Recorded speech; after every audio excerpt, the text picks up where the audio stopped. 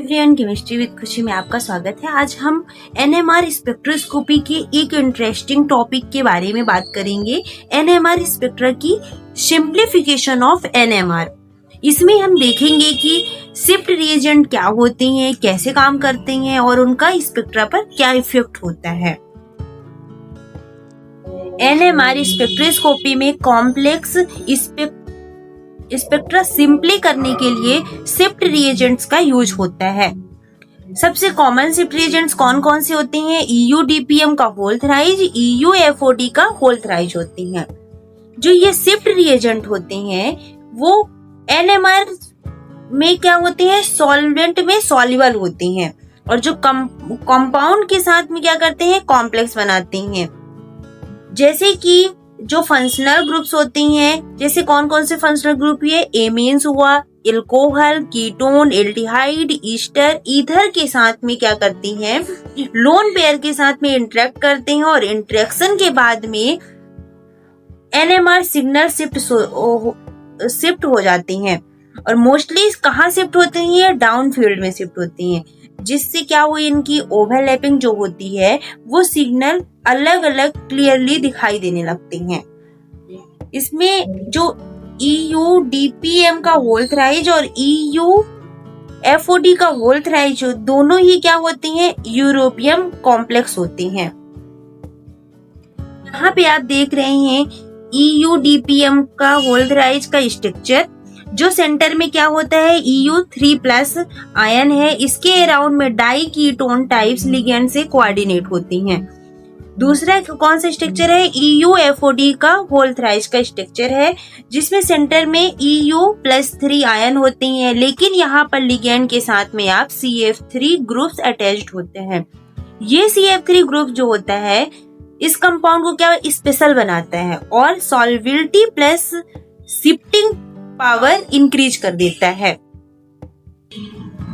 EUDPM का whole thrice और EUFOD का होल थ्राइज दोनों ही क्या है? यूरोपियन कॉम्प्लेक्स होते हैं। ये ही उनकी क्या है? स्पेशल आइडेंटिटी है। बात करते हैं मैकेनिज्म के बारे में। इसकी मैकेनिज्म क्या है? पैरामैग्नेटिक EU3+ का इलेक्ट्रॉन स्पिन कार्बोनिक सब्सट्रेट के प्रोटॉन के साथ में बॉन्ड के थ्रू इंटरेक्ट करता है और इस इंटरेक्शन की वजह से एक सेकेंडरी मैग्नेटिक फील्ड जनरेट होता है और ये मैग्नेटिक फील्ड क्या करते हैं? प्रोटॉन को डीशील्ड कर देते हैं और उनके डेल वैल्यू को इंक्रीज कर देते हैं।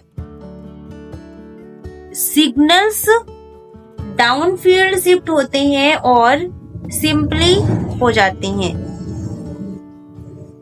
PR3 जैसे कि लैंथेनाइड रिएजेंट इसे अपोजिट इफेक्ट देते हैं, तो ये सो दैट ये सिग्नल्स क्या होते हैं? अप फील्ड में जाते हैं और डेल वैल्यू को डिक्रीज कर देते हैं। पहले ये क्या करते हैं? प्रोटॉन को डीशील्ड करके डेल वैल्यू इंक्रीज कर देते हैं। देन लैंथेनाइड कॉम्प्लेक्स उसको क्या कर देता है?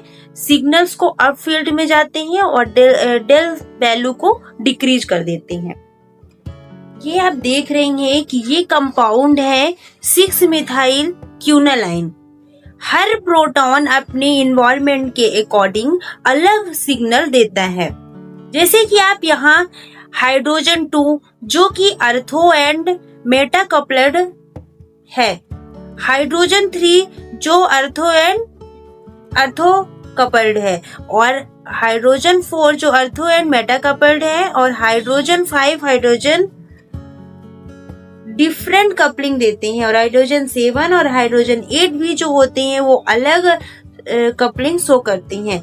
जब हम एनएमआर रिकॉर्ड करते हैं तो जो DCl3 सॉल्यूशन होते हैं, सॉल्यूशन में ओवरलैपिंग पीक्स आती है, लेकिन शिफ्ट रिएजेंट ऐड करने के बाद क्या होती हैं? पीक्स सेपरेट हो जाते हैं, यानी अलग अलग हो जाती हैं। यहाँ पे आप एक एनएमआर स्पेक्ट्रा देख रहे हैं। ये जो स्पेक्ट्रा है यह हमें यह बताता है कि मॉलिक्यूल के अंदर जो अलग अलग हाइड्रोजन हैं वो अपने इन्वायरमेंट के हिसाब से अलग अलग पीक्स देते हैं। सबसे पहले हर एक पीक एक स्पेसिफिक हाइड्रोजन को रिप्रेजेंट करती है। स्पेक्ट्रम में आप देख सकते हैं कि हर प्रोटॉन के लिए अलग अलग सिग्नल्स दिए हुए हैं, जैसे 2 हाइड्रोजन के लिए, 4 हाइड्रोजन के लिए, 3 हाइड्रोजन के लिए, 5 हाइड्रोजन के लिए, 7 हाइड्रोजन और 8 हाइड्रोजन के लिए। इसका मतलब क्या हुआ कि मॉलिक्यूल के अंदर अलग अलग पोजीशन में जो हाइड्रोजन है उन सब का अलग इन्वायरमेंट है और ये वो अलग डेल वैल्यू पर अपेयर होती हैं। इसमें आप देख सकते हैं कि एक्स एक्सिस पर डेल वैल्यू होती है जो केमिकल शिफ्ट को रिप्रेजेंट करती है। नॉर्मल स्पेक्ट्रा में पीक्स ओवरलैप होते हैं जिससे आइडेंटिफाई करना मुश्किल होता है, लेकिन शिफ्ट रिएजेंट ऐड करने के बाद क्या होता है, हर प्रोटॉन का सिग्नल सेपरेट हो जाता है। जैसे आप स्पेक्ट्रा में यहाँ पे देख रहे हैं, नॉर्मल एनएमआर जो पीक्स हैं उनमें ओवरलैप है जिसमें आइडेंटिफाई करना क्या है, मुश्किल है, और यहाँ पे रिएजेंट ऐड करने के बाद सिग्नल सेपरेट है, अलग अलग सिग्नल है, जैसे 2H 8H इनका सबका अलग अलग सिग्नल है।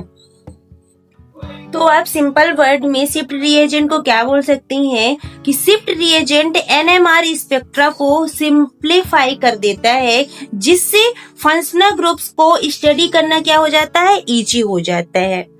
मिलते हैं नेक्स्ट वीडियो में, तब तक आप वीडियो को लाइक, चैनल को सब्सक्राइब, कमेंट करना ना भूलें। Thank you.